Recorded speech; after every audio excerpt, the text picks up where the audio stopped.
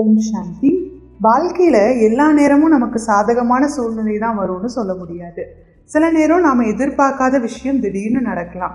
ஒருத்தரோட வார்த்தை நம்மளை ஹர்ட் பண்ணலாம். நாம் செஞ்ச ஒரு விஷயம் எதிர்பாராத மாதிரி நடக்காமல் போகலாம். அந்த நேரத்தில் நாம் என்ன செய்கிறோம் அப்படின்றது ரொம்ப முக்கியம். சூழ்நிலையை பார்த்து உடஞ்சு போகிறோமா, இல்லை அதையே தைரியமாக எதிர்கொள்கிறோமா? எதிர்கொள்ளுதல் அப்படின்னா பிரச்சனையோட சண்டை போடுறது இல்லை. அந்த சூழ்நிலையை அமைதியாக ஏற்றுட்டு, சரி இது வந்துருச்சு, இதை நான் எப்படி சரியான முறையில் கடந்து போகிறது அப்படின்னு யோசிக்கிறது தான் உண்மையான எதிர்கொள்ளல். ஒரு ராஜயோகியினுடைய சக்தி என்னன்னா, சூழ்நிலையை மாற்றுறதுக்கு மட்டும் காத்திருக்காம முதல்ல தன்னுடைய மனநிலையை மாற்றிக்கணும்.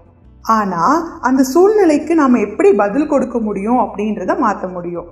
அதனால் இன்னைக்கு ஒரு சின்ன சங்கல்பம் எடுத்துக்கலாம். எந்த சூழ்நிலை வந்தாலும் முதல்ல அமைதியாக இருப்பேன்.